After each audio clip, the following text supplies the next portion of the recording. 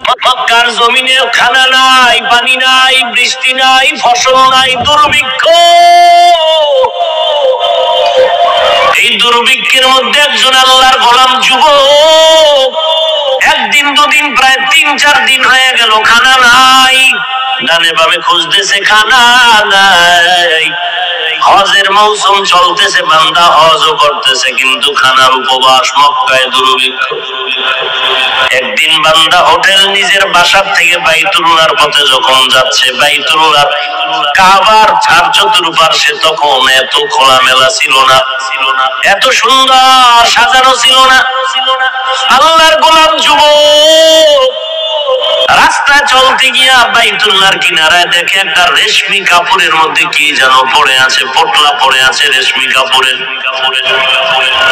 আল্লাহর বান্দা যুবক রেশমি কাপড়ের পোটলাটা দেখা, রেশমি কাপড় বড় দামি। আল্লাহ কোরআনে বলেন, কিয়ামতের ময়দানে জান্নাতি মেহমানদের আল্লাহ রেশমি কাপড় দিয়ে সাজায় দিবে।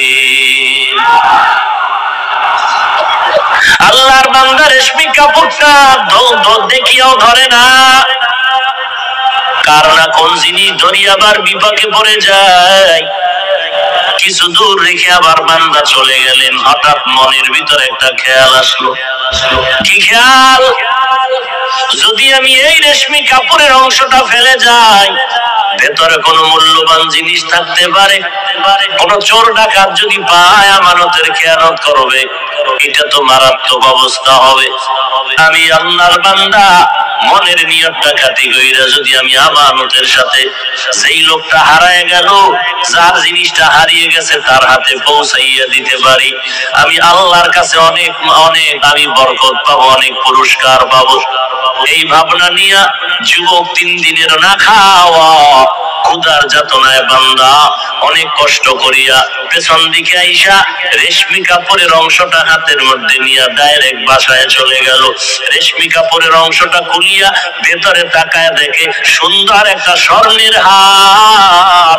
এমন সুন্দর হার, ওই হারের মধ্যে আবার পেঁচায়া পেঁচায়া 300 মুক্তার দানা দিয়া এক সুন্দর পেঁচানো, সুন্দর ভাবে সাজানো। আল্লাহর বান্দা স্বর্ণের হার পেয়ে বড় খুশি, আবার অন্তরে ভয়, না জানি আবার আমার হাতের থেকে এটা খেয়ানত হয়ে যায়। আল্লাহ তুমি যথাযথ পৌঁছায় দেওয়ার রাস্তা খুলে দাও। এরে নবীর উম্মতের দল রেশমি কাপড়ের মধ্যে স্বর্ণের হার পাইল, আবার 300 মুক্তার দানা দিয়ে পেঁচাও, ঘরের মধ্যে হেফাজতে রাইখা এবার কে হারাইলো, হারানো ব্যক্তির তালাশে ঘুরতেছে মক্কার ভেতর। হঠাৎ করে আওয়াজ পায়, কে যেন ডাক দিয়া বলতেছে, আমার একটা স্বর্ণের হার হারানো গেছে, কেউ যদি পাও আমার হাতে দেওয়া পাগড়িওয়ালা ডাকে আর বলে। আল্লাহর বান্দা যুবক পাগড়িওয়ালার কাছে গিয়া বলে, হযরত কি হারানো গেছে? বলে স্বর্ণের হার। কেমন? বলে রেশমি কাপড়ে পেঁচানো। আর কি? বলে স্বর্ণের হাতে মুক্তার দানা লাগানো। বলে আমার সাথে হাতটা দেন, আমার সাথে চলেন। বুজুর্গ পাগড়িওয়ালাকে নিয়ে নিজের বাসায় চলে গেলেন, স্বর্ণের হার রেশমি কাপড় সহ তার হাতে দিলেন। কয় দিনের না খাওয়া? 3 দিনের না খাওয়া। 500 টাকা রাস্তায় পাইলে ছাড়ে না বাঙালি। এত বড় দামি বয়ানে আইসাও আর একজনের মোবাইল চুরি করিয়া মুসলমান বাড়ি যায়। ওই যুবক 3 দিনের উপবাস। ওই পাগড়িওয়ালা বলেছিল যে আমার হারানো হাতটা ফিরায় দিবি, তাকে আমি 100 টাকা দান করে দিব হাদিয়া। যুবক মালটা তার হাতে আমানত দিয়ে এবার বিদায় নেয়। এখন বুজুর্গ বলে হাদিয়া নেও, বলে আমি এখন এর বিনিময়ে হাদিয়া নিব না, আমি যে আমার আল্লাহ দিবে। বলে হাদিয়া নেও, বলে না হাদিয়া হিসাবে এই মুহূর্তে নিব না। 3 দিনের না খাওয়া, হাদিয়া দেওয়া সুন্নাত, নেওয়া সুন্নাত, তারপর যুবক নিলেন না। তাকওয়া কার ভয়?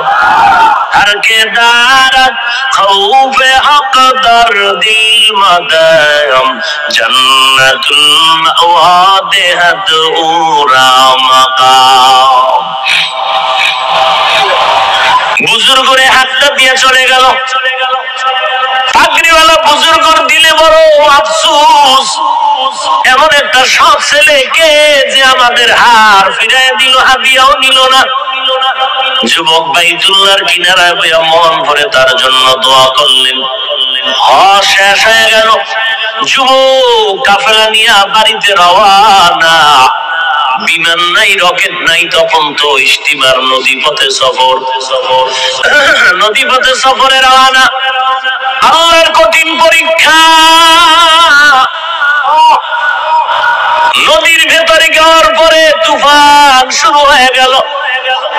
তুফানের এক পর্যায়ে স্টিমার পানির নিচে চলে গেল, ডুবে গেল। ওই আল্লাহর গোলাম তাকওয়াওয়ালা যুবক ওই স্টিমারের একটা বয়া ধরে হাত ধরে রাখলো। আল্লাহ পাক নদীর পানিকে হুকুম দিলেন, আমার বান্দাটারে কিনারায় পৌঁছায় দাও। 3 দিনের না খাওয়া বান্দা আল্লাহর গোলাম যুবক পানিতে ভাসতে ভাসতে জঙ্গলার কিনারায় চলে গেল। নদীর ওপার উইঠা তাকায় দেখে চতুর্দিকে জঙ্গল, রাস্তা নাই, চলার মতো আছে না পথ। আল্লাহর বান্দা তাকওয়ার মানদণ্ডে আল্লাহর ভয় নিয়ে রাস্তায় হাঁটে আর আল্লাহর নামের জিকির করে। আল্লাহর জিকির করে। আল্লাহ বলেন, ফাযকুরুনি আযকুরুকুম। সেই বান্দা আমার জিকির করে আমিও তার স্মরণ করি, যে আমাকে ভুলে না, আমি আল্লাহ তাকে ভুলি না।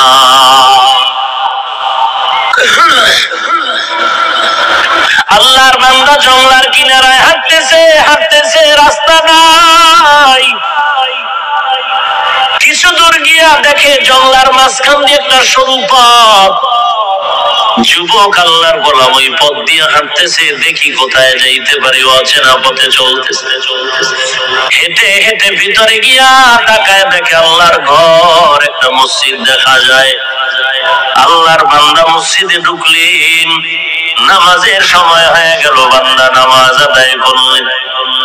নামাজের পরে বান্দা বসে বসে আল্লাহর কোরআন তেলাওয়াত করে। আল্লাহকে পাওয়ার জন্য যত মাধ্যম আছে এর মধ্যে গভীর মাধ্যম হলো 2টা। 1 নম্বরে নামাজ, 2 নম্বরে কোরআন শরীফের তেলাওয়াত। আজকে মুসলমানের মধ্যে নামাজের দুর্বলতা, তেলাওয়াত তো নাই। আপনার কি আমার তো তেলাওয়াত নাই। রমজান চলে যায়, একটা খতম দিতে কষ্ট হয়। পুরাটা বছরে কোরআন খতমের কোনো চিন্তাই করি না। কোরআন তেলাওয়াত মানে কালামুল্লাহ। আয়নাটা খুললে যেমন নিজের চেহারা দেখা যায়, আল্লাহর কোরআনটা খুললে আমার আল্লাহকে দেখা যায়। কোথায় গেল কোরআনের আওয়াজ? আল্লাহর কোরআনের আওয়াজ উজানির কারি ইব্রাহিম সাহেব দিয়েছেন।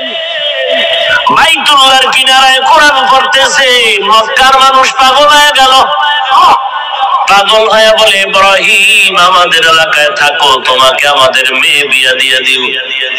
উজানির কারি ইব্রাহিম কোরআন তেলাওয়াতের বিনিময়ে আল্লাহর বান্দা মক্কার মানুষ খুশি হইয়া মেয়ে বিয়া দিয়ে দিল।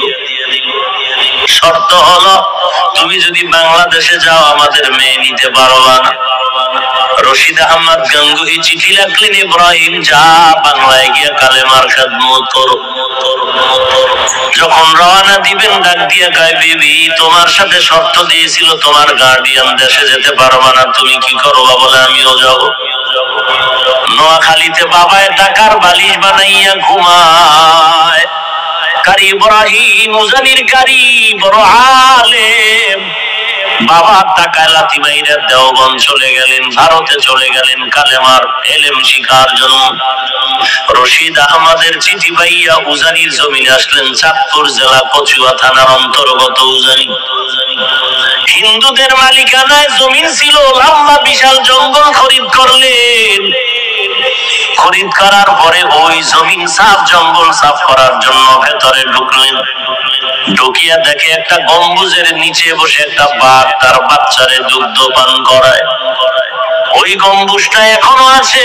যারা উজানি গেছেন, যারা যান নাই, উজানির মসজিদ বিশাল বড় মসজিদের দক্ষিণ আর পশ্চিম কর্নারে ওই গম্বুজটা এখনো আছে। যেই গম্বুজের নিচে বাঘ তার বাচ্চাটারে দুধ পান করাইতেছিল, উজানির কারি সাহেব ডাক দিয়ে কয়, বাঘ বনি আদম এখানে থাকার জন্য আসছে, তুমি তোমার অন্য জায়গায় চলে যাও। কারি ইব্রাহিম কথা বলতে দেরি হয়, বাঘ তার বাচ্চা কাঁধে নিয়ে দৌড় দিতে আর দেরি করে না।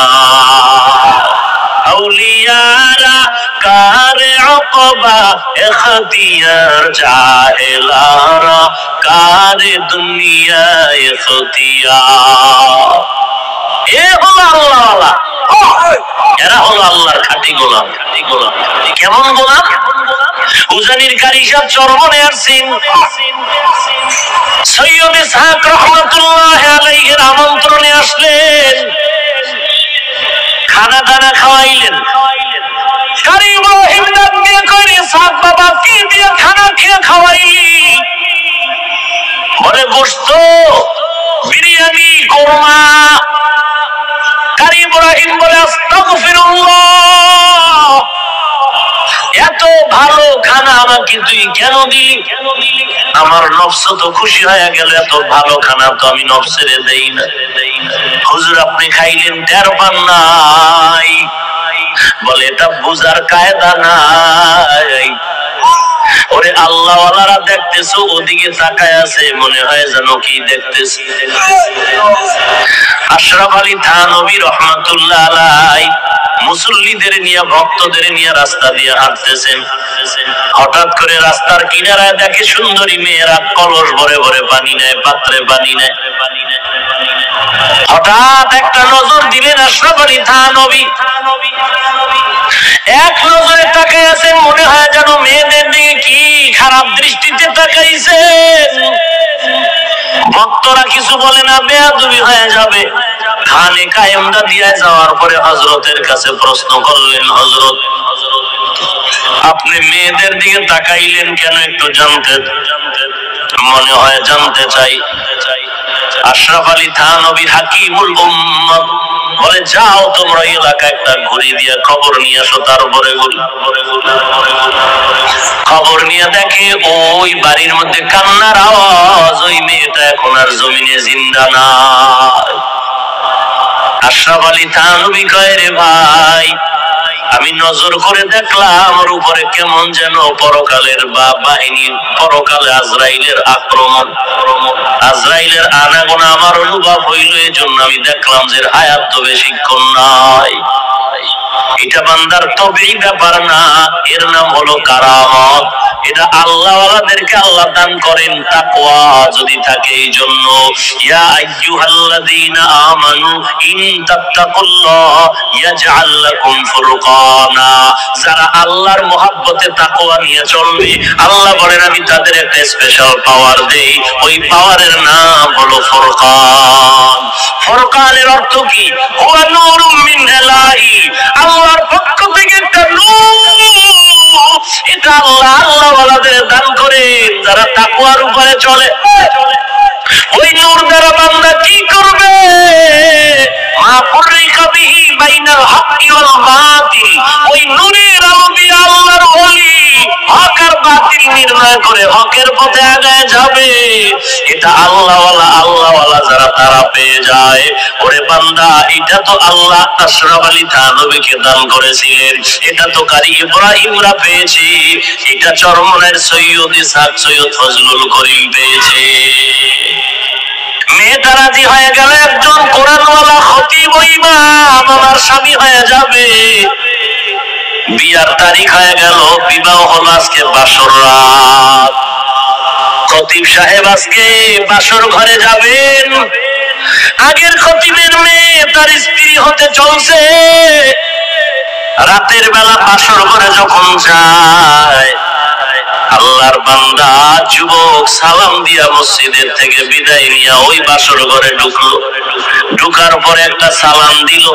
সালামের পরে মেয়েটা তাকায় দেখতেছে, আমার চেহারা দিয়ে তাকায় না, কেমনে একজন খতিব আমি পাইলাম যে সে আমার কানের স্বর্ণের অলংকারের দিকে বারবার তাকায়, আমার গলার হার আর চেইনের দিকে তাকায়, আমার আঙ্গুলে স্বর্ণের আংটি দিয়ে তাকায়।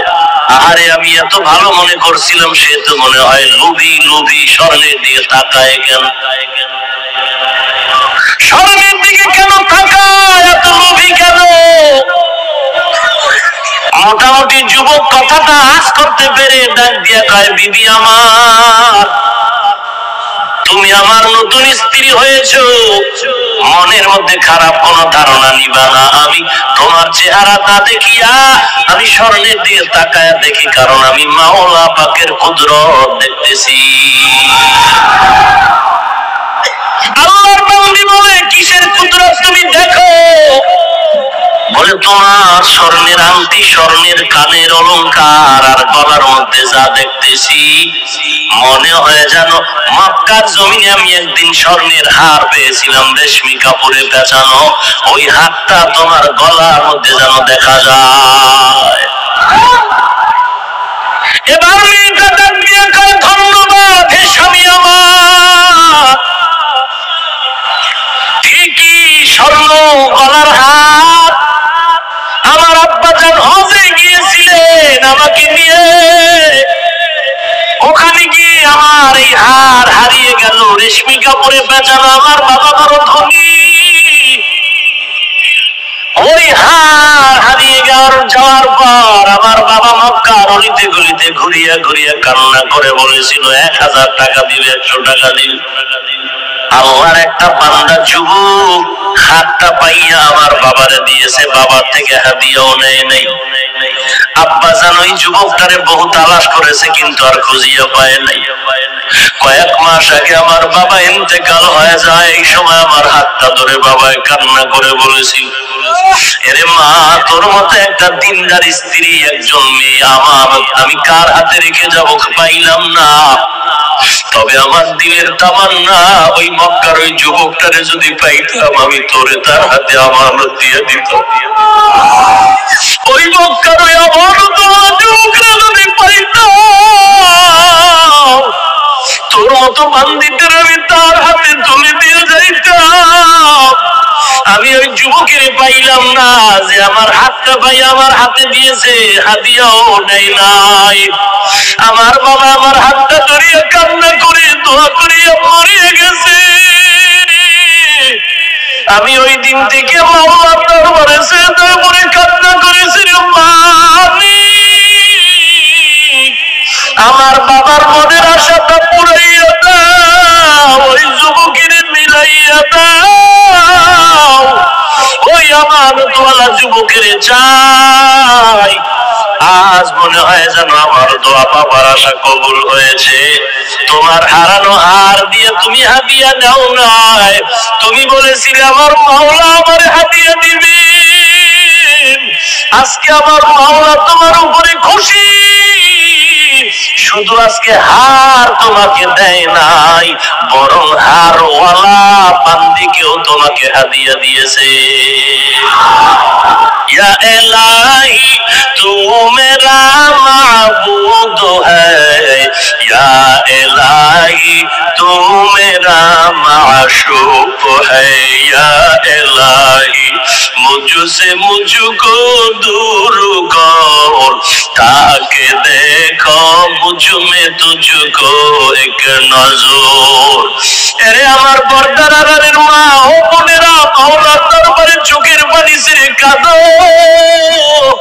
বাড়িওয়ালা টাকাওয়ালা দেখা পাগল হইও না রে বোন। টাকা পাইবা, বাড়ি পাইবা, যদি শান্তি না পাও জীবনটার কোনো দাম নাই। এরে আল্লাহর বান্দির আমার মাওলার কাছে বলো, মালিক, দুনিয়াতে তুমি আমার এমন একটা স্বামী দিও, অন্তত কোরআনওয়ালা যেন থাকে, দিনদার হয়, চরিত্রটা যেন ভালো হয়। ও ভোলা এলাকার যুবক ভাই, আল্লাহর দরবারে চোখের পানি ছেড়ে কান্না করো, আল্লাহর কাছে মাপ চাও, আর বলো, আল্লাহ, এমন একটা মেয়ে তুমি আমার স্ত্রী বানায় দিও, কিছু পাই আর না পাই অন্তত যেন কোরআনওয়ালা পাই। কারণ যেই মহিলা কোরআনওয়ালা হবে তার সন্তানও জমিনের আদর্শওয়ালা হবে। গাছ ভালো হলে ফল ভালো হবে। এর যুবক আল্লাহর গোলাম, আল্লাহর দরবারে তওবা করে কান্না করো। জীবনে কোনো মেয়ের চরিত্রে আঘাত করবি না। যদি করো তোর কপালটা পড়ে যাবে, তোর জিন্দেগি ধ্বংস হয়ে যাবে। জীবনে নেশাগ্রস্ত হইও না, নেশার পেছনে পড়িও না রে বাবা। আজকে একটা যুবক আল্লাহর বান্দা, আপনাদের ভোলা এলাকার দামি সবাই নাম বললে চিনবে, সাংবাদিকতা করত আল্লাহর বান্দা। আজকে চোখের পানি ছেড়ে দোয়া চাইলেন, অ্যাক্সিডেন্ট হয়ে পাটা অনষ্ট হওয়ার পথে চলে গেল।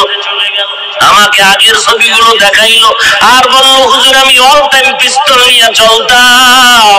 বলার মধ্যে আমার সামনে একটা চোখ তুলে কথা বলার কেউ ছিল না, কিন্তু আপনার বয়ান শোনার পর আমি এমন ভাবে মজবুত হয়ে গেছি। আমি প্রতিদিন নামাজ পড়ি রাতের বেলায়, অসুস্থ অবস্থায় নামাজ ছাড়ি না। এরে নবীর উম্মতের দল, এরে যুবক আল্লাহর গোলাম, আজকে এত বয়ান আল্লাহর চলে আর পর কেন নামাজ পড়ো না রে যুবক? আজকে আমি টুপি ফালাই না, শীতের মধ্যেও নামাজ বাদ দেই না। কারণ তুমি বলো টুপি মাথায় দিলে গরম হয় মাথা, তোমার থেকে কম বুঝি না। দাড়িটা রাখলে যৌবনের ভাব চলে যায়, তোমার থেকে কম বুঝি না। এরপরও কেন টুপি ফালাই না, দাড়ি ফালাই না, নামাজ ছাড়ি না? একমাত্র কারণ আল্লাহর কোরআন সত্য, নবীর কথা সত্য। গুনাহগার হয়ে কবরে গেলে কবরের আযাব সত্য হয়ে যাবে। জমিন থেকে 9,30,00,000 মাইল উপরে সূর্য রাতের বেলা নাই, এত ঠান্ডার মধ্যে এত গরম লাগে, এত ঘাম। আল্লাহর নবী বলেন, দুনিয়ার ঘরে আগুন লাগলে যেমন পানি ছাড়া ঠান্ডা করা যায় না, এই দুনিয়ার গরম থেকে জাহান্নামের আগুনের গরম আরো কঠিন।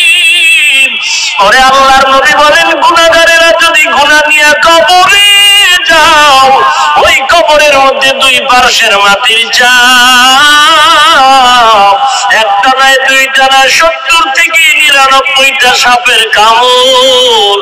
এরে নবীর উম্মত সাহাবায়ে কেরাম শুধু কবরের চিন্তায় কান্না, খানা নাই, ঘুম নাই। এরে যুবক আল্লাহর গোলাম, হাতের মধ্যে একটা বেতের বাড়ি দিলে সহ্য করা যায় না, গুনাহ নিয়ে কবরে গেলে মাটির চাপ কেমনে সহ্য করবা? আল্লাহর দরবারে তওবা করো হে মালিক। এই ময়দানে ডানে বামে তাকায় দেখো, তোমার মতো কত যুবক দাড়িওয়ালা 5 ওয়াক্ত নামাজি, তুমি কেন পারবা না? তোমার মতো যুবক ব্যবসা করে নামাজ ছাড়ে না, তুমি কেন পারবা না? তোমার মতো যুবক ড্রাইভারি করে নামাজ ছাড়ে না, তুমি কেন পারবা না? আল্লাহর কাছে তওবা করো, চোখের পানি ছেড়ে কান্না করো, আল্লাহ গুনাহ নিয়ে কবরে যাব না, তোমার দরবারে আমি তওবার দরজায় ফিরে আসলাম, তুমি আমাকে মাফ করে দাও। জীবনে আর নামাজ ছাড়বো না, জাহান্নামের আগুন সহ্য করতে পারবো না। আজকে থেকে ধোঁকায় পড়ে যত গুনাহ করছি তওবা করে দরজায় ফিরে আসলাম।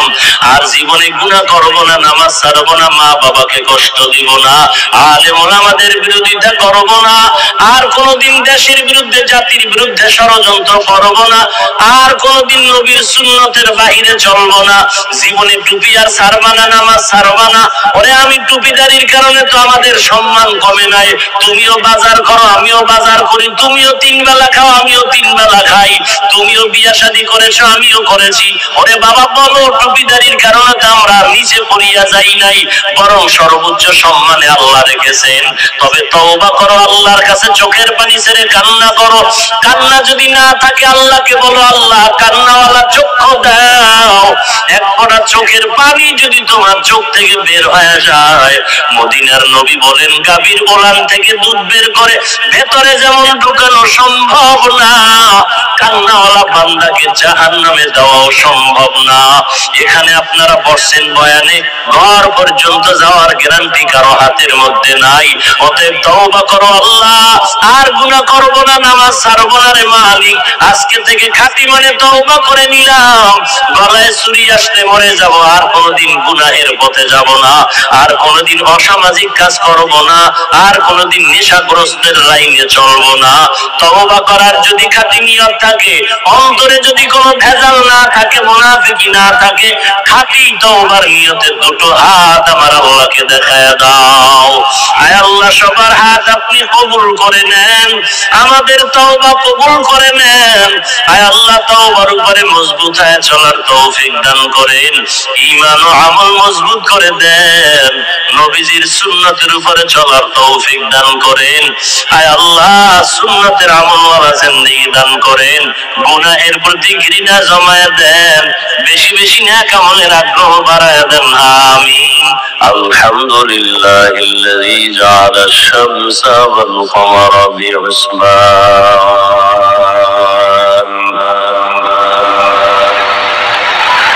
والنجم والشجر يسجدان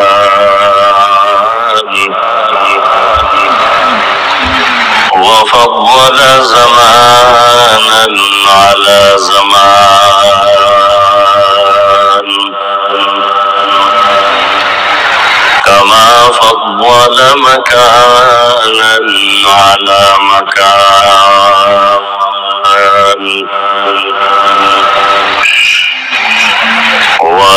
وإنسانا على إنسان ونشهد أن لا إله إلا الله وحده لا شريك له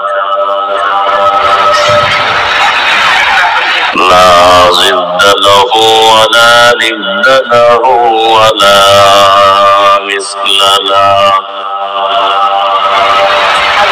ونشهد أن سيدنا وسندنا وحبيبنا وحبيب ربنا وطبيبنا وطبيب قلوبنا ومولانا محمدا عبده ورسوله اللهم صل على محمد النبي الأمي وعلى آله وسلم تسليما وبعد فأعوذ بالله من الشيطان الرجيم بسم الله الرحمن الرحيم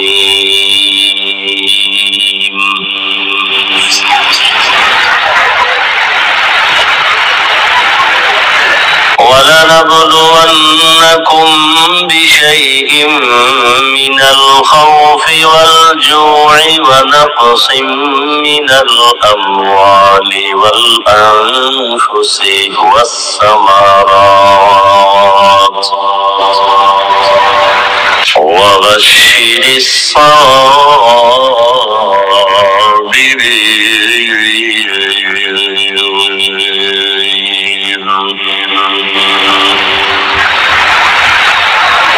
وقال رسول الله صلى الله عليه وآله وسلم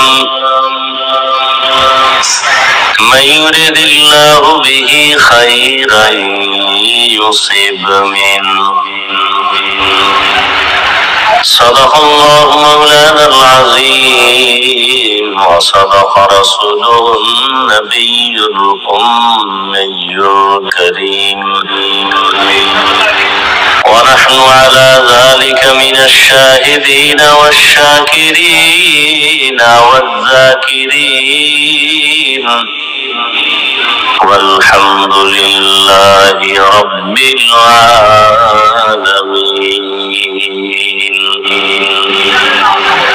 سبحانك لا علم لنا إلا ما علمتنا إنك أنت العليم الحكيم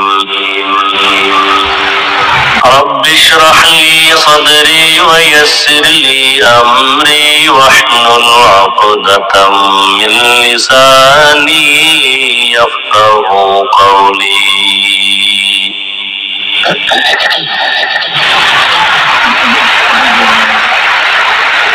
حقیقت کھل جائے گی بوقت امتحان تیرے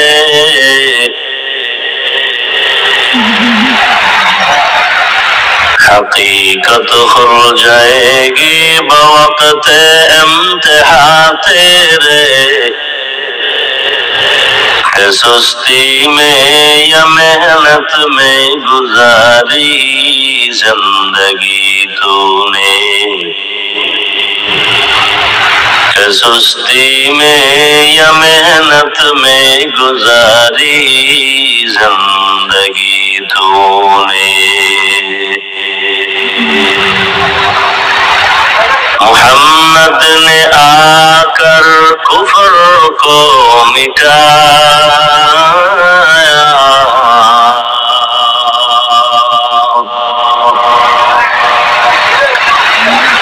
محمد نے آ کر کفر کو مٹایا کفر کو مٹا کر صداقت بتایا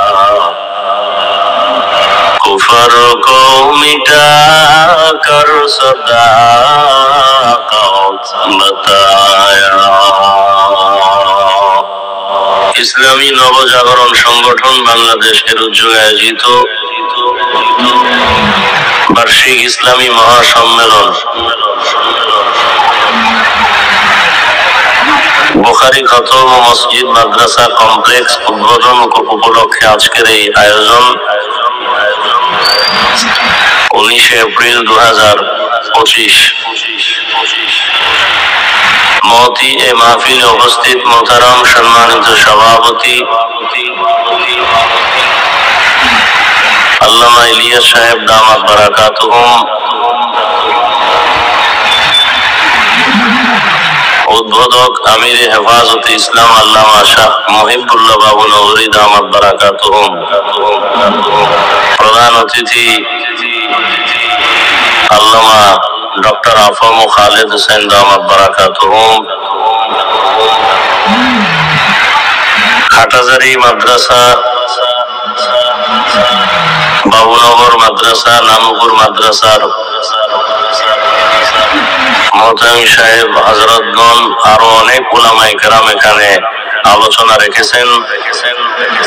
আমার আগে যিনি আলোচনা করেছেন ফেনী থেকে আগত শেখুল হাদিস আল্লামা ফরিদ উদ্দিন আল মুবারক দামাত বারাকাতুহুম, অন্যান্য অতিথিবৃন্দ, অত্র অঞ্চলের বিভিন্ন স্থান থেকে আগত আল্লাহ পাকের আশিকিন, জাকিরিন, শাকিরিন, মুহিব্বিন, মুরব্বিয়ান এজাম, কলিজার টুকরা আমার সমবয়সী যুবক বন্ধুগণ, স্নেহের ছোট ভাই, পর্দার আড়ালে মা বোনেরা, আল্লাহ পাকের দরবারে শুকর যে আল্লাহ আমাদেরকে সুস্থ রেখেছেন এবং হাজারো মুসিবতের মধ্য দিয়ে লাখো মানুষের ভেতর থেকে বাছাই করে আমাদেরকে এই পবিত্র মজলিস, বেহেশতের বাগান, গুনাহ মাফের মজলিস, তওবা কবুলের মজলিসে আসা ও বসার তৌফিক দান করেছেন। নিয়ামতের শুকর আদায়ার্থে পড়ি আলহামদুলিল্লাহ। দরুদ ও সালাম সৈয়দুল মুরসালিন রাহমাতুল লিল আলামিন, শফিউল মুযনিবিন, খাতামুন নবিয়্যিন, সৈয়দুস সাকালাইন, ইমামুল মুরসালিন হযরত মুহাম্মদুর রাসূলুল্লাহ সাল্লাল্লাহু আলাইহি ওয়া আলিহি ওয়াসাল্লামের উপর। সর্বোপরি শুকর যাদের অক্লান্ত পরিশ্রমের মাধ্যমে আজ সুন্দর আয়োজন, সময়, পরামর্শ, অর্থ দিয়ে দোয়া করে উপস্থিত হয়ে মাইক, লাইট, প্যান্ডেলের ব্যবস্থাপনার মাধ্যমে সহযোগিতা যারা করেছেন, প্রত্যেককেই আল্লাহ পাক এর খেদমতের বরকতে দুনিয়াতে শান্তি, পরকালে চিরমুক্তির ব্যবস্থা করে দিন। উলামায়ে কেরাম যে আলোচনা করেছেন সকলকেই উলামায়ে কেরামদের কথাগুলো সহি তরিকায় আমল করার তৌফিক দান করেন। উলামায়ে হযরতদের ইজ্জতকে আল্লাহ বেশি বেশি বাড়ায় দেন। যারা বিভিন্ন ভাবে উলামায়ে কেরামদেরকে ছোট করার জন্য উম্মতের মাঝে ঘৃণা জমানোর চক্রান্ত করে, আল্লাহ তাদের হেদায়েত দান করেন। আমি আপনাদের দোয়া নেওয়ার জন্য হাজির হয়েছি এবং সংক্ষিপ্ত দু চারটি কথা বলার নিয়তে কোরআনে হাকিমের এক আয়াতে কারিমা, নবীজির একটি হাদিসের অংশ পড়েছে। ইখলাস ও রুহানিয়তের সমন্বয়, সহি নিয়তে, সহি তরিকায়, সহি কিছু কথা আমাকে বলার মতো, আপনাদেরকে শুনবার মতো দয়াময় আল্লাহ তৌফিক দান করুন। وَلَنَبْلُوَنَّكُمْ بِشَيْءٍ مِّنَ الْخَوْفِ وَالْجُوعِ وَنَقْصٍ مِّنَ الْأَمْوَالِ وَالْأَنفُسِ وَالثَّمَرَاتِ। আল্লাহ বলেন, মুমিনকে আল্লাহ পরীক্ষা করবেন। ভয়ের মাধ্যমে, ক্ষুধার মাধ্যমে, সম্পদের ঘাটতির মাধ্যমে, জীবনের ঘাটতির মাধ্যমে, ফলের ঘাটতির মাধ্যমে। অবাশশিরিস সাবিরিন, সুসংবাদ সওয়াবের যারা, ধৈর্য ধারণকারী যারা, এদের জন্য। নবীজি বলেন, মাইয়ুরিদিল্লাহু বিহি খাইরান ইউসিব মিন। আল্লাহ যাকে বেশি মহব্বত করেন, ভালোবাসেন, তাকে আল্লাহ মুসিবতের পরীক্ষা নেবেন। দুনিয়াতে আল্লাহ আমাদেরকে পাঠিয়েছেন পরীক্ষা দেওয়ার জন্য। পরীক্ষা দিতে হলে লেখাপড়ার প্রয়োজন, ক্লাস আদান প্রদানের প্রয়োজন, সবক দেওয়া নেওয়ার প্রয়োজন, শিক্ষক ছাত্রের সাথে কথোপকথনের প্রয়োজন। রূহের জগতে সবক আদান প্রদান হয়েছে সমস্ত আত্মার সাথে। এখন পরীক্ষা দরকার। পরীক্ষার হল বানায় আল্লাহ দুনিয়াতে মানুষ পাঠিয়েছেন। এই পরীক্ষায় পাস যারা করবে তারা দুনিয়া থেকেই জান্নাতের সুসংবাদ পেয়ে বিদায় নেবে।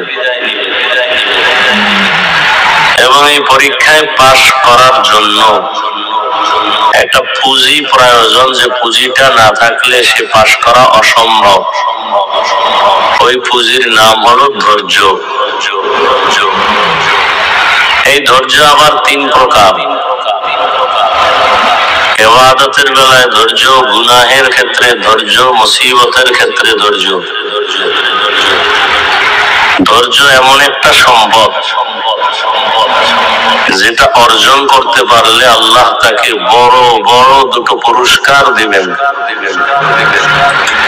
এক পুরস্কার দুনিয়াতে পাবে, আর একটা আখিরাতে পাবে। দুনিয়ার পুরস্কার, আল্লাহ তার বন্ধু হয়ে থাকবেন। ইন্নাল্লাহা মা'আস সাবিরিন। পরকালের পুরস্কার, আল্লাহ তাকে বিনা হিসাবে জান্নাত দান করবেন। ইন্নামা ইউওয়াফাস সাবিরুনা আজরাহুম বিগাইরি হিসাব। সাবিরিন যারা, এরা বিগাইরি হিসাব জান্নাতে যাবে। সেই জান্নাতুল আখিরাত। আখিরাতের ফসল কামাই করতে হবে দুনিয়াতে বসে।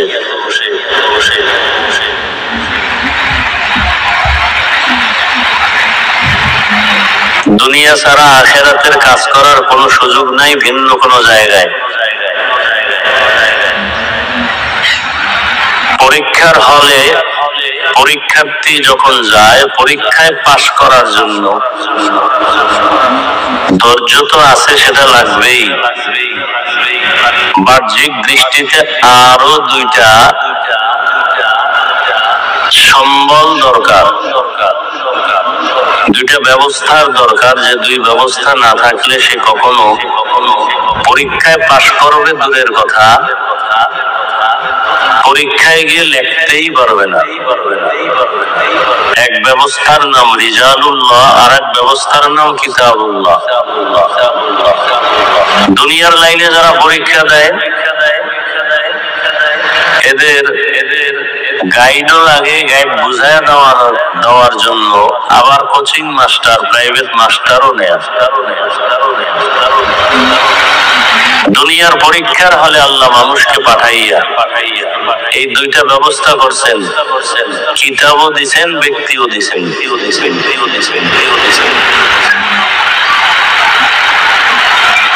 সমস্ত ব্যক্তি আল্লাহর দেয়া, সমস্ত কিতাব আল্লাহর দেয়া। ব্যক্তিদের মধ্যে শ্রেষ্ঠ রহমাতুল লিল আলামিন। আল্লাহ যত কিতাব দিয়েছেন এর মধ্যে শ্রেষ্ঠ কিতাব কুরআনুল কারীম। দোনো ব্যবস্থা আল্লাহ মক্কা নগরীতে দিয়েছেন। এই দুই ব্যবস্থার কোন একটা যদি কেউ গ্রহণ করে, ভিন্নটা গ্রহণ না করে, তার ধ্বংস অনিবার্য। কেউ যদি শুধু কিতাব নিয়ে চলে, কোন ব্যক্তির অনুসরণ না করে, ব্যক্তির কাছে না যায়, সে দুনিয়াতেই ধ্বংসের পথ বেছে নিবে। এরকম মানুষের জমিনে এখনো আছে যারা বলে আমরা শুধু কিতাব মানি, কোন ব্যক্তি মানি না। তারা বাতিল, তারা গোমরাহ।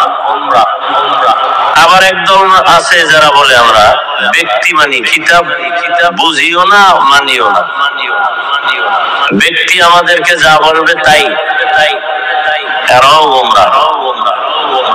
আর যারা বলেন আমরা ব্যক্তিও মানি, আল্লাহর দেয়া কিতাব কোরআনও মানি, তারা আহলে হক।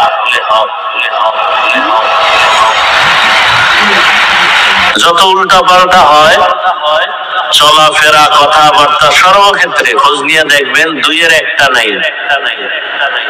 হয়তো কোনো ব্যক্তি হিসাবে মুরব্বী মানে না, মুরব্বীর অন্ধভক্ত, কিতাবাদি মানে না। এজন্য পদে পদে তার ঝামেলা, পদস্খলন। আল্লাহ পাক রব্বুল আলামিন দুনিয়াতে মানুষ বানাইয়া আল্লাহ পাক এই দুই ব্যবস্থাও দিয়ে দিলেন। মক্কা নগরীতে যখন রাসূল আসছেন, এমন এক পরিবেশ ছিল যে মক্কার মানুষের মতো খারাপ পৃথিবীর আর কোথাও ছিল। আপনাদের এলাকায় মসজিদ আছে, মসজিদ আছে না? মসজিদ থেকে একটু দূরের মানুষগুলো উল্টা পাল্টা যতটুকু করে, মসজিদের খুব নিকটের মানুষ উল্টা পাল্টা কম করে। কেন বলে মসজিদ? কথা ঠিক না? পৃথিবীর মধ্যে শ্রেষ্ঠ ঘর মসজিদ বাইতুল্লাহ, যার কোনো তুলনাই নেই। إن أول بيت وضع للناس للذي ببكة مباركا وهدى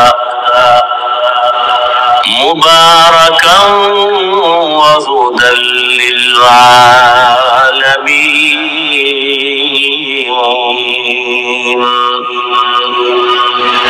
বাইতুল্লাহ এমন দামি একটা ঘর, যে ঘর দেখলেই সওয়াব, শুধু তাকায় থাকবে সওয়াব। বাইতুল্লাহর দিকে যদি কোন জিয়ারত করনেওয়ালা প্রথম নজর দেওয়া মাত্র অন্তর ভরে যে দোয়া করবে, রহমতের নবী বলেন বাইতুল্লাহ এমন একটা ঘর, প্রথম নজর দিয়া তাকায়া যে কোনো দোয়া করবে সাথে সাথে আল্লাহ কবুল করে ফেলবেন। বাইতুল্লাহর দিকে যতক্ষণ তাকায়া থাকবে কিচ্ছু বলবে না, শুধু তাকায়া থাকবে যতক্ষণ ততক্ষণ শুধু সওয়াব আর সওয়াব। বাইতুল্লাহ এমন একটা দামি ঘর, যার আঙ্গিনার ভেতরে, যার সীমানার মধ্যে কোন মুমিন যদি বলে আল্লাহ, একবার আল্লাহ বলার বিনিময়ে 1,00,000 বার আল্লাহ বলার সওয়াব পেয়ে যাবেন। বাইতুল্লাহ এমন একটা ঘর, যেই ঘরের আঙ্গিনার ভেতরে, সীমানার মধ্যে যদি কেউ একবার সুবহানাল্লাহ পড়ে, একবার বলার বিনিময়ে 1,00,000 বার সুবহানাল্লাহ বলার সওয়াব আল্লাহ দান করবেন। এত দামি একটা ঘর বাইতুল্লাহ। সব মসজিদ আল্লাহর ঘর। ঢাকার জাতীয় মসজিদ বাইতুল মুকাররম আল্লাহর ঘর, তবে বাইতুল্লাহ বড় দামি। অন্যান্য ঘরের তুলনায় বাইতুল্লাহ তুলনাহীন। হেদায়েতের ঘর আল্লাহ বানাইছেন। তাহলে সেই বাইতুল্লাহ এমন দামি ঘর আল্লাহ বানাইয়া, যেই ঘরের দিকে তাকাইলেই সওয়াব, সেই ঘরের পাশের মানুষগুলো খারাপ হলেও একটু কম হবে, এর থেকে দূরের মানুষ আরো খারাপ হবে। কিন্তু বাইতুল্লাহর মানুষ এতটাই চরিত্রহীন, সারা দুনিয়াতে এদের মতো খারাপ আর কোথাও ছিল না। কারণ অনেক কারণ, এর মধ্যে একটা কারণ হলো এরা কোনো মুরব্বী এদের ছিল না, মুরব্বী হারা হয়ে চলতেছিল। ঈসা নবী চলে গেছেন, আমাদের নবী আসবেন, এর মাঝখানে কেউ নাই। এরা এক পর্যায়ে মুরব্বী যখন পায় না বা নেয় না, অটোমেটিক নফস তাদের মুরব্বী হয়ে গেছে। যারা বলে আমরা কোনো মুরব্বী মানি না, কোনো আল্লাহ ওয়ালা মানি না, অটোমেটিক তাদের নফস শয়তান মুরব্বী হয়ে তাদেরকে পরামর্শ দেয়, আর ওই নফসের ধোকায় পড়ে উল্টা পাল্টা করে।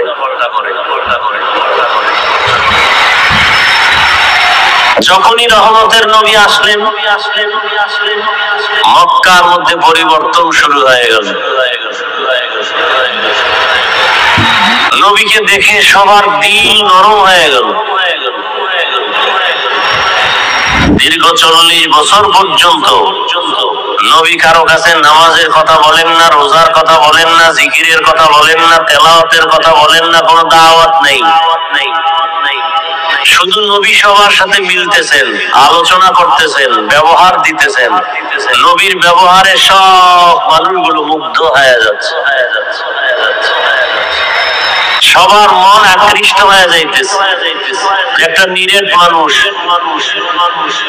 আর আল্লাহ রহমতের নবীর চেহারা মোবারকের মধ্যে রহমত দান করেছিলেন, দেখলেই মায়া লাগত। এটা রাসূলের বিশেষত্ব। নবীর প্রতি যখন আকৃষ্ট হলো মানুষের অন্তর, এইভাবে চলতে থাকলো 40 বছরের বেশি। এরপরে আল্লাহ কোরআন দিলেন, নবীজি দাওয়াত শুরু করলেন। সেই চরিত্রহীন মানুষগুলো নবীজির দাওয়াত আর আদর্শ গ্রহণ করার কারণে এতটা দামি হয়ে গেল, আল্লাহ পাক জিবরাইল আমিনকে লিস্টি নিয়ে পাঠায় দিলেন, যাও রহমতের নবীকে লিস্টি দেখায়া দাও, যাদের নাম আছে এরা বিনা হিসাবে জান্নাতে।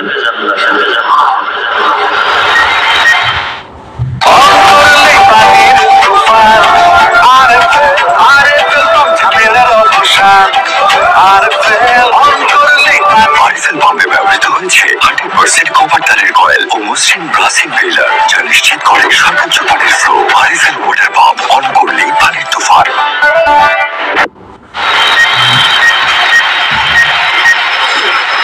রাসূলের আদর্শ তারা গ্রহণ করার কারণে, এজন্য নবী বিদায় বেলা চ্যালেঞ্জ দিয়ে গেছেন গোটা দুনিয়ার উম্মতের সামনে। قال رسول الله صلى الله عليه وآله وسلم تركت فيكم أمرين لن تضلوا ما تمسكتم بهما كتاب الله وسنة رسوله। দুটো জিনিস রেখে গেলাম, আঁকড়ায়া ধরো, যারা ধরে রাখবে তাদের ঈমানও যাবে না, সম্মানও যাবে না। বর্তমান দুনিয়াতে আজও 1500 বছর পরে এই দুই জিনিস যারা ধরে রাখছে, কোরআন এবং রাসূলের আদর্শ সুন্নাত, এরা আজও সম্মানে আছে, শান্তিতে আছে, ঈমানেও আছে। আর যাদের কাছে দুটো নাই, টাকা আছে, বাড়ি গাড়ি আছে, সম্মানও নাই, শান্তিও নেই। কত বিল্ডিং ওয়ালা বিল্ডিং ছেড়ে জঙ্গলে ঘুরে, কত টাকাওয়ালা টাকা ব্যাংকে পড়ে আছে, বংশের কেউ ভোগ করতে পারে না। কারণ একটা সম্মান বান্দা নিজে কিনে টাকা দিয়া, আর একটা সম্মান আল্লাহ দান করেন। আল্লাহর দেয়া সম্মান যারা পায় এরা দুনিয়ায়ও বাদশা, আখিরাতেও বাদশা। আর যারা টাকা দিয়ে সম্মান কিনে, এদের প্রথম অবস্থায় ফুলের মালা, ফাইনাল তাদের জুতার মালা। এটাই দেখতেছি চোখের সামনে। আর আল্লাহর দেয়া সম্মান যারা ধরে রাখতে পারলো, হাজার কোটি মুসিবতের মধ্যেও তারা এখনো বাদশার হালাতে আছে। এর মধ্যে কারা সর্বোচ্চ লেভেলে আছে? উলামায়ে আহলে হক, উলামায়ে কেরাম। আগেও যেমন, এখনো তেমন, সামনেও এমনই থাকবে। কারণ এই সম্মান টাকা দিয়ে কিনা হয় না, কে দিছেন? আল্লাহ দিছেন। আর আল্লাহ তখনই দিবেন যখন বান্দা আল্লাহর হুকুম, রাসূলের আদর্শকে নিজের জীবনের আপন বানায় নিবে। আল্লাহ তখন সম্মান শুধু বাড়াতেই থাকবেন। قال رسول الله صلى الله عليه وآله وسلم من تواضع لله رفعه الله। যেই বান্দা বান্দি নিজেকে ছোট মনে করে চলবে, বিনয়ী বানায় চলবে, আল্লাহ তার মর্যাদা অনেক উঁচু করে দিবেন। নিজেকে যত বিনয়ী করে রাখবে, আল্লাহ তার মর্যাদা শুধু বাড়াতেই থাকবে। মানুষ তো জন্মগতভাবেই মর্যাদাবান। দুনিয়াতে আসার আগেই আল্লাহ মানুষকে সর্বোচ্চ সম্মান দান করেছেন। ওয়ালাকাদ কাররামনা বানি আদম وحملناهم في البر والبحر ورزقناهم من الطيبات وفضلناهم على كثير ممن خلقنا تفضيلا। বনি আদম বড় দামি এক সম্পদ। এদের মতো শ্রেষ্ঠ কোন প্রাণী আল্লাহ সৃষ্টি করেন নাই। জমিনে চলার জন্য, পানির মধ্যে চলার মতো উত্তম ব্যবস্থা আল্লাহ করেছেন। উত্তম খানার আয়োজন আল্লাহ তাদের জন্য করেছেন। তাহলে মানুষ জন্মগতভাবে, সৃষ্টিগতভাবেই শ্রেষ্ঠ। নূরের সৃষ্টি শ্রেষ্ঠ না, আগুনের সৃষ্টি শ্রেষ্ঠ না। আল্লাহ পাকের স্থায়ী ঘোষণা, সিদ্ধান্ত, মাটির সৃষ্টি মানুষ হলো শ্রেষ্ঠ। আল্লাহ সিদ্ধান্ত দিয়ে দিলেন নূরের সৃষ্টি শ্রেষ্ঠ না, আগুনের সৃষ্টি শ্রেষ্ঠ না, একমাত্র মানুষ হলো শ্রেষ্ঠ। ঘোষণাকার আল্লাহ। আল্লাহ তাহলে মানুষ তো দুনিয়াতে আসার আগেই মর্যাদাবান। আল্লাহ আবার মর্যাদা বাড়াবেন। বলে হ্যাঁ, কেমন মর্যাদা? সম্মান। কোন ব্যক্তির সম্মান কতটুকু আছে, এটা মাপকাঠির জন্য অন্য মানুষের প্রয়োজন। একজন আলেমের সম্মান আছে, সবাই আমরা জানি। বুঝবো কেমনি এটার সম্মান আছে? ওই যে তাকে দেখলে সবাই সম্মান করে, সালাম দেয়, সম্মানের স্থান দেয়। এটার দ্বারা বুঝিয়ে অনেক মান, অনেক দাম।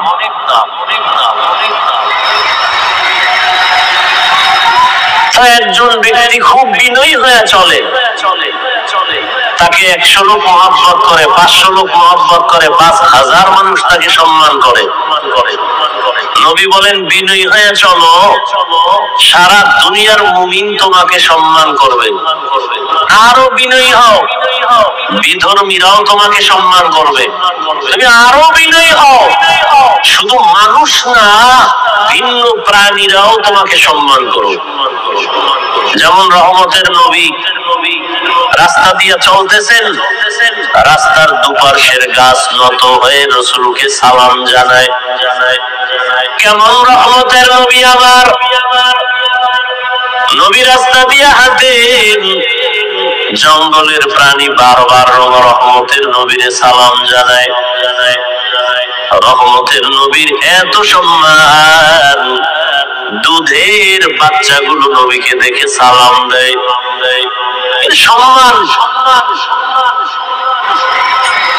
রহমতের নবীর পরে বর্তমান দুনিয়াতে বহু আল্লাহর প্রিয় গোলাম আছেন, আল্লাহর বড় মহব্বতের গোলাম এমনও আছেন যাদের কথা বাঘে শুনে, যাদের কথা অন্য প্রাণীও শুনে। কারণ এটা সম্মান আমার আল্লাহ দান করেন, আর এই সম্মানটা বারে বিনয়ী হওয়ার কারণে। যত বিনয়ী হবে, নরম হয়ে চলবে, আল্লাহ তার মর্যাদা শুধু বাড়াতেই থাকবেন।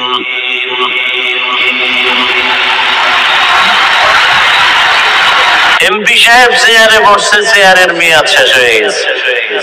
চেয়ারম্যান সাহেব চেয়ারে বসছে, চেয়ারের মেয়াদ আছে, এখন শেষ। কিন্তু আল্লাহ রসুলের আদর্শ নিয়া, আল্লাহর হুকুম মাননেওয়ালা ওলামায়ে কেরাম যে চেয়ারে বসছেন, চেয়ারের মেয়াদ শেষ হবে তো দূরের কথার কোনো তো মেয়াদই নাই। ওলামায়ে কেরামের চেয়ারের মেয়াদ আসেনি। একজন এমপি, ডিসি, এসপির থেকে এই চেয়ারের দাম অনেক বেশি, অনেক বেশি। এই সম্মান আল্লাহ দিছেন আল্লাহর দ্বীনের নিসবতের কারণে। ইলমেরা এজাজু করদান বেহিসাব, খালকের আদাদান জওয়াবে বাসওয়াব হক নাদারাত। दोस्ते खल्का जारेरा निस्ते की खसलत एकी दिनदारेरा। আপনারা সবাই দামি মানুষ তো, বুঝাবারও কোনো এলেম নাই, ভাষা তো নাই, এরপরও যাও কিছু বলবো এর মধ্যে ভয়। যারা দেখতে নারী চলন বাঁকা, এই সমস্যায় আরো সমস্যা। বয়ান কি করবো? আপনাদেরকে বয়ান করার মতো যে এলেমের প্রয়োজন, যেই উপরের তবকার প্রয়োজন, তার 1000 কোটি ভাগের বিন্দু মাত্র নাই, চিন্তাও করা যায় না। এরপর কেন দাওয়াত দেয় আমাকে, তাও আমি বুঝি না। তবে চট্টগ্রামের একজন ওলিয়ে কামেল, আল্লাহ পাকের প্রিয় গোলাম, আহলুল্লাহ যাকে বলে, দুনিয়া থেকে চলে গেছেন মুফতি আজিজুল হক রহমতুল্লাহ আলাইহি। তার কথা আমাদের মুরব্বীদের জবানে শুনছি, জীবনীতে দেখেছি, এগুলো নকল করি। যে বয়ান যে আমরা করি, আমরা তো বড় বক্তা, আন্তর্জাতিক মানের বক্তা। এই যে বয়ান করি, বয়ান করার মধ্যে এলেম আমলের কোনো দখল থাকে না, বাহাদুরি চলে না। যে বয়ান হয়, বয়ান হওয়ার ভেতরে পুঁজি লাগে দুইটা। এক আল্লাহর রহমত, আর একটা পুঁজি লাগে উপস্থিত শ্রোতা যারা, এদের অন্তরের নিরঙ্কুশ মহব্বত। এই দুই জিনিস এক না হলে বয়ান হয় না, কোনদিন সম্ভব নেই, যত বড় এলেম ওয়ালাই হোক। বয়ান করা এক জিনিস, বয়ানের মধ্যে আসর তৈরি হওয়া আর এক জিনিস। মোনাজাত তো সবাই ধরি, চোখে পানি আসে কতজনা। বয়ান তো সবাই শুনি, করি। কারো কথা শুনলে দিল নরম হয়, চোখে পানি আসে। কারো কথা শুনলে কেমন যেন মন বসে না, ভালো লাগে না। সম্পূর্ণ আল্লাহ পাকের রহমত, শ্রোতাদের অন্তরের মহব্বত আর আকর্ষণ। বান্দার ভেতরে থাকবে আলোচক যে তার মধ্যে ইখলাস, তখন কিছু কথা হয়। আর এখন তো সব কিছু হয়ে গেছে ফ্যাশন, সব ফ্যাশন। আমি মাঝে মাঝে বলি, বয়ান করা আমাদের বক্তাদের পেশা, আর শ্রোতাদের বয়ান শোনা নেশা। বসে বসে শুনবে, সারা রাত শুনবে। নামাজ বাদ দিয়ে শোনাইতে পারলে আরো খুশি। নামাজ এক ঝামেলা, উযু করো, পানি মুছো, কত পেরেশানি। বয়ান শুনবে, এখানে তৃপ্তি হয় নাই, মোবাইলে শুনবে। বয়ান শোনা নেশায় পরিণত হয়ে গেছে। আর আমাদের করাটা পেশা, মাঝখানে ফলাফল শূন্য। আল্লাহ আমাদের সব ভাইকে হেদায়েত দান করে। কেউ মোবাইল নিয়ে ব্যস্ত, কেউ ক্যামেরা নিয়ে ব্যস্ত, এক একজনে এক এক কামে ব্যস্ত। বইছে এক কামে, ব্যস্ত হয়েছে 10 কামে। যারে শয়তানে ধরে ভাত থুইয়া তামাক ভরে, ওজনে ভাত খায় না, তামাক খায়। বসছে বেহেশতের বাগানে, করতেছে দুনিয়ার ধান্দা। এই ছবি, সেই ছবি, দুনিয়ার সব উলামায়ে কেরাম একমত, বিনা কারণে এমনি কোন ছবি তোলা সম্পূর্ণ হারাম। সারা দুনিয়ার উলামায়ে কেরাম একমত, এমনি এমনি হারাম, কবিরা গুনাহ। বসছে বেহেশতের বাগানে, করবে জান্নাতের কাজ, করছে দুনিয়ার কাজে ধান্দায়। এরপরে মোবাইল যদি চোরে লইয়া যায়, আমও গেল, চালাও আইসে, খালি যাইবে খালি। এই এই বয়ান কি শুনবো, এটা দরকার নাই। সুন্দর বয়ান করছে, বাসে একটু চাপাবাজি করে যাবে। সুন্দর বয়ান, কি বয়ান, ওটা বলার কোনো সুযোগ নেই। সুন্দর এতটুকু বলা যাবে। মেরা এজাজু করদান বেহিসাব, খলকেরা দাদান জবাবে বাসাওয়া।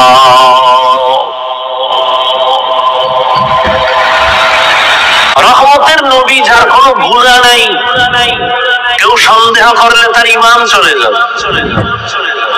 সেই রহমতের নবী কতটা বিনয়ী হয়ে চলেন। মক্কার চরিত্রহীন মানুষ বড় নবীর এত আশেক, কেমন বিনয়ী নবী আমার।